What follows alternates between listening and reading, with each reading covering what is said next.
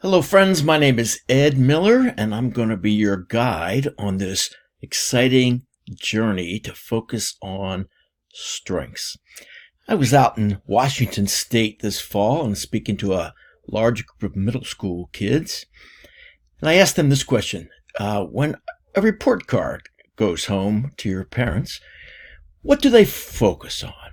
And almost across the board, they say, well, they focus on whatever the lowest grade is. If I got 2 A's and 3 B's and 1 C, they focus on the C and how to bring that up. That is pretty common.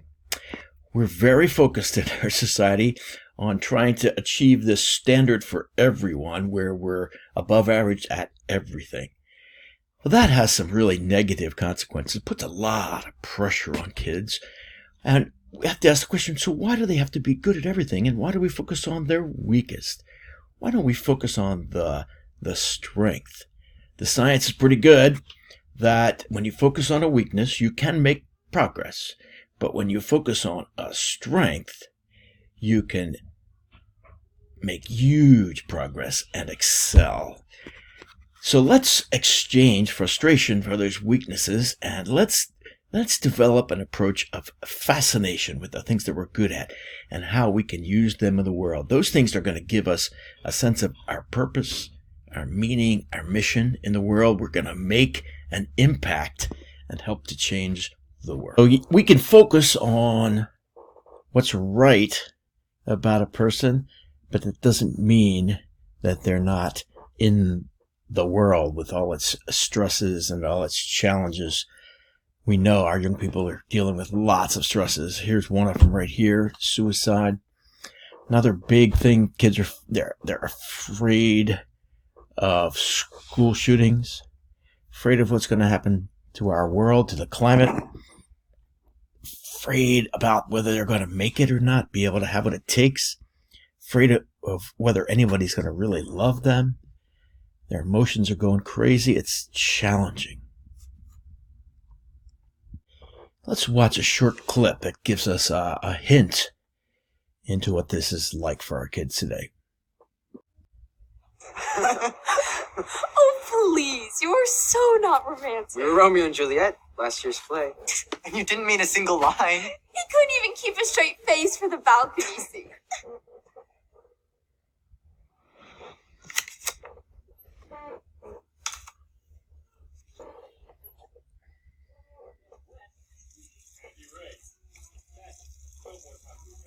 Haven't even touched that snack. Are you feeling okay, Dad? Where's Sam? He was supposed to bring me my pills. Where's that boy when you need him? Your meds will be here soon. Why are you always so hard on him? 'Cause you're too easy on him. Never did understand why you took them kids in anyway. But you always did have a thing about strays, didn't you? You heard me. I said tomorrow. You said that yesterday. Well, it isn't tomorrow. Today was tomorrow, yesterday. Yesterday isn't today. Get out! This is my room!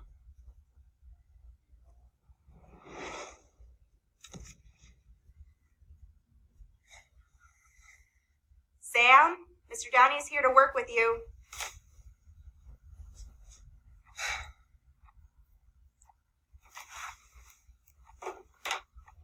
Very close. You only missed a variable right here.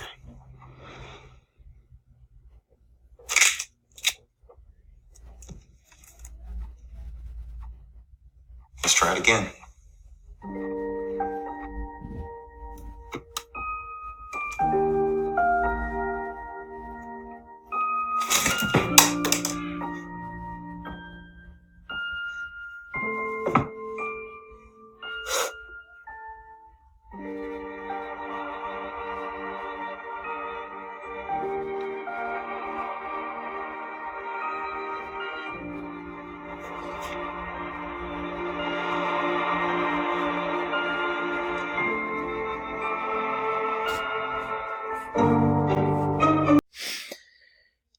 Can you relate to any of that?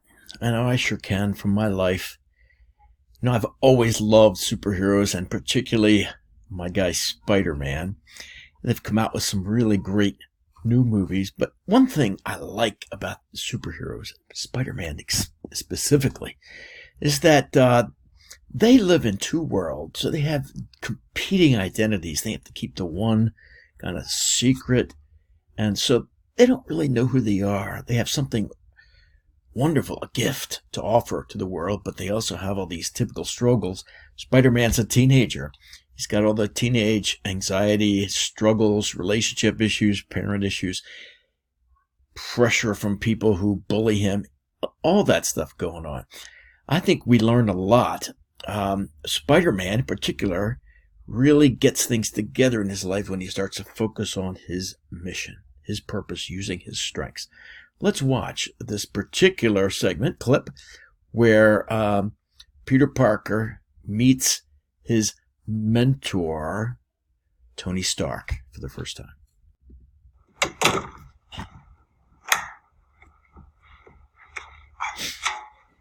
As walnut date loaves go, that wasn't bad. Oh, what do we have here? Retro tech, huh? Thrift store? Salvation Army? The garbage act. You're a dumpster diver. Yeah, I was. Anyway, look, I definitely did not apply for your grant. Me first. Okay. Quick question of the rhetorical variety. That's you, right? No. What do you mean? Yeah. Look at you go. Wow, nice catch. 3,000 pounds, 40 miles an hour. It's not easy. You got mad skills. That's all on YouTube, though, right? I mean, that's where you found that. Because you know that's all fake. It's all done on a computer. Mm-hmm. It's like that video. Yeah. Oh, you mean like those UFOs over Phoenix? Exactly. What have we?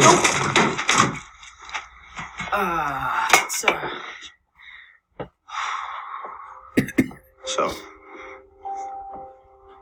you're the Spiderling, crime-fighting spider. You're Spider Boy? Spider-Man. Not in that onesie, you're not. It's not a onesie. I don't believe this. I was actually having a really good day today, Mr. Stark. Didn't miss my train. This perfectly good DVD player was just sitting there, and algebra test. Nailed it. Who else knows? Anybody? Nobody. Not even your unusually attractive aunt? No. If she knew, she would freak out. And when she freaks out, I freak out. You know what I think is really cool? This webbing. The tensile strength is off the charts. Who manufactured that? I did. Climbing walls? How you doing that? Adhesive gloves? It's a long story. I was... Lordy, can you even see in these? Yes, I can't. Look, I can't. I can see in those, okay? It's just that when whatever happened, it's like my senses have been dialed to 11. There's way too much input, so they just kind of help me focus. You're in dire need of an upgrade. Systemic, top to bottom. 100-point restoration, that's why I'm here. Why are you doing this? I gotta know, what's your MO? What gets you out of that twin bed in the morning? Because I've been me my whole life, and I've had these powers for 6 months. Mm-hmm. I read books, I build computers. And yeah, I would love to play football. But I couldn't then, so I shouldn't now. Sure, because you're different. Exactly. But I can't tell anybody that, so I'm not.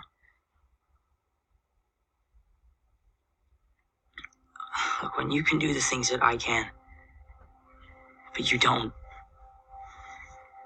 and then the bad things happen,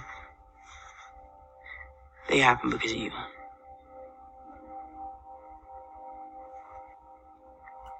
So you want to look out for the little guy, you want to do your part, make the world a better place, all that, right? Yeah, just looking out for the little guy. That's what it is.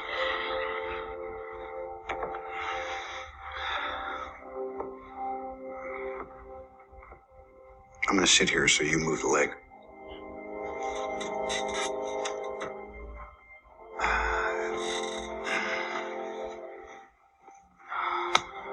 You got a passport?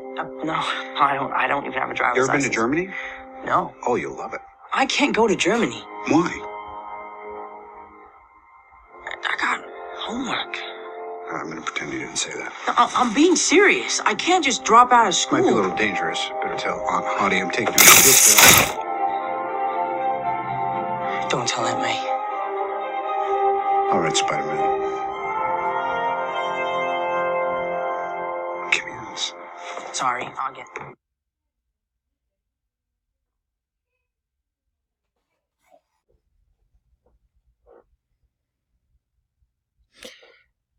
When you can do the things that I can and you don't, and then the bad things happen, it's your fault. In the first place, many of us don't really understand our strengths. We really don't know what they are. And then we don't know how to apply them in various situations. I love this quote, and we understand this in sports, we understand it in the arts and in the trades. If you want to develop an expertise, if you want to be really good at something, you have to practice. Not just mechanical repetition, but deliberate practice with the help of a coach, a mentor, somebody that guides you into exactly what to work on. It's the same with our strengths. We want to use them effectively. We have to develop them. We're going to work at it. It's going to take somebody to really help us do that. Spider-Man, over the course of the last 2 movies, has really learned to develop his superpowers. He's gotten better and better at it. And he's had upgrades with his suit, and he can use those talents. The challenges are still there. In fact, no spoiler here, but there's some big challenges ahead for Spider-Man. He's going to need to continue to develop that superpower, to use it to help people. What a great thing. Let's get started on that then, shall we? The very first thing to do is to take the assessment. There's a number of them. You might be taking StrengthsFinder, or what we're going to now call Clifton Strengths, or the Incredible Kids Assessment, or the Strengths Explorer. Take an assessment and then set up a meeting. Teenager, parent. Talk about it and do these things. First of all, read the report together and especially focus on the top 3 strengths. 4, 5, 6, there's different ways to do it depending on which assessment you're using, but work on those top 3 at least. And the first thing to do is share real life stories about each one. Ways that you see the strength working out. Teenager can share that about their own life, and the parent do the same. Real stories. Where you see that working out, that strength in action. This is all in the neighborhood of exploring and understanding and claiming our strengths and making them part of us. Then discuss together 1 or 2, I say 1 here, but 1 or 2 of the strengths that you're really going to work on. You really want to build and train on that over the coming weeks. We'll move on to other ones too, but let's start with 1 or 2 that you can work on together. Decide on it together, and then in our next session, we'll move on to how we do that. You're going to have a blast doing this. I hope you have fun. Enjoy. Well, I want to go on here a bit and talk a little bit more about why we need a coach. In so many spheres of life, when we want to do something well, we have someone help us, instruct us, teach us. When it comes to parenting, why don't we do that? We need help. We need somebody to come alongside of us who cares. Counselor, psychologist, psychiatrist, they have to maintain a certain professional distance. A coach doesn't. A coach will come alongside of you and care, as well as point you in the right direction, help you stay on track. You set the agenda, you set the goals, but the coach helps you accomplish those goals or know where to target. Coaching. Our young people need mentors and coaches as well. Dr. Kara Powell is the president of the Fuller Youth Institute, and she says that every young person needs 5 mentors, 5 key people besides their parents. Parents are critical as well, but other people in their lives who can give them guidance, help them through this difficult journey of adolescence today. I'm going to tell you a story about the value of coaching in my life. I think you'll enjoy it. We'll come back. Wayne Heim was my homeroom teacher in 9th grade. He was also the junior high wrestling coach. My family loved wrestling. My mom was quite the supporter of the high school team, and so we went to matches all the time and the championships. It was a great experience for me. And so I thought, man, I want to be a wrestler too. In 7th grade, I thought I'm going to go out for the wrestling team, see what happens. And I wasn't very athletic. I was more the intellectual music type of guy. But I thought, I want to be a wrestler. I think at that point I was trying to, I wanted to be in that crowd, the athletic crowd. So I went out, lasted one day. It was hard. I can't believe how hard it was. I had never done anything like that in my life. So I lasted one day. I told my mom, I'm done. Nope, I can't do this. I quit. Well, 2 years pass, and I'm thinking, I got to try this again. This will be really good for me if I can master this. It'll help me get in shape. I'll be able to associate with some of the kids that I want to associate with more easily. So I'll try it again. 9th grade.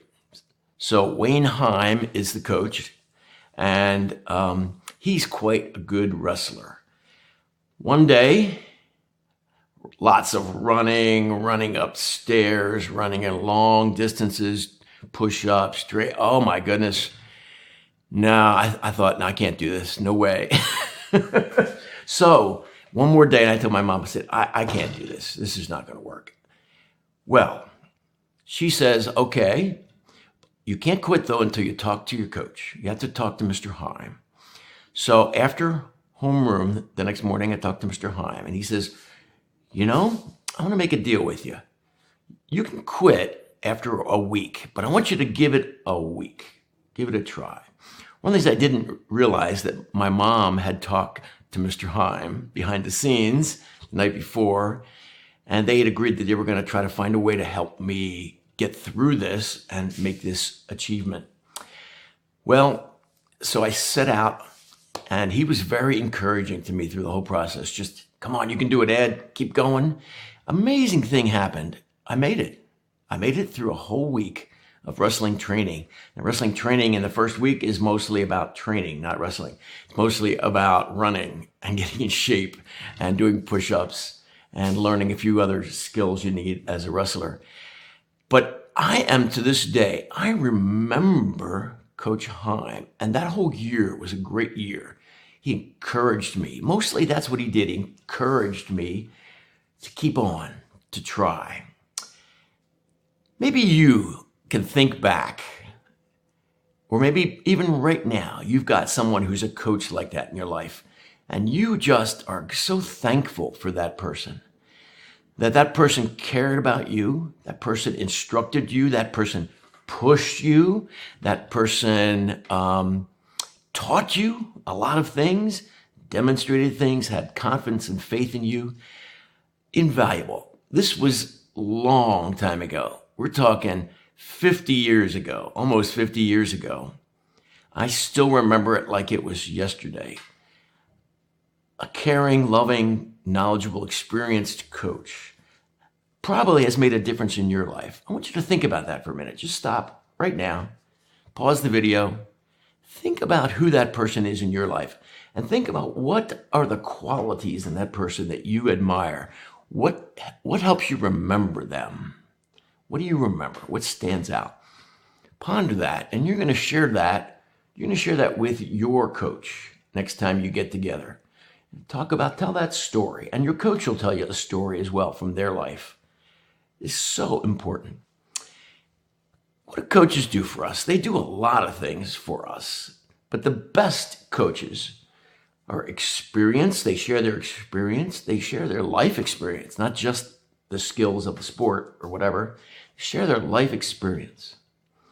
They also care. They care about us. They care about what happens to us. They want to help us develop. They know there's a need to push sometimes, pull sometimes, back off sometimes, listen sometimes, let us take the reins and lead, and then give us feedback. It's a great thing.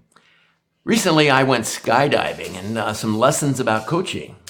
I had a coach. We're doing tandem skydiving, and I'm attached to my coach or trainer. And you're going to get to see some glimpses of my skydiving and some of the lessons that I learned. So let's go jump into that right now. People are asking me, what did it feel like when you were coming down to earth, when you're flying, when you're soaring? There's just no words. There's no words to describe it. It is such a rush. It's noisy. You're trying to balance yourself. You got this other guy on your back, and you got the cameraman in front of you, and he's trying to film you and get you to smile. It's unbelievable. Nothing like it. When you're dealing with things in life that, you've never dealt with before, again, having someone you can trust can be a guide, a coach, a wise person that you can trust is so important. Well, I hope you enjoyed that. I sure enjoyed that skydiving. I am so happy and thankful that I had an experienced coach to teach me. Thank you to Captain Peter Thompson for that wonderful experience. Things that are hard. I know for most of us, when we parent preteens and teenagers, it's the first time we've done it. And it's gotten so much more challenging and difficult today than ever. Well, we need to make a parenting shift. We can't just do it like we've always done. And that's going to be another one of my sessions, is to make the parenting shift. But for now, we want to learn to play to their strengths and exchange frustration for fascination. Focus on what's good, the strengths, and help to develop those and empower your young person.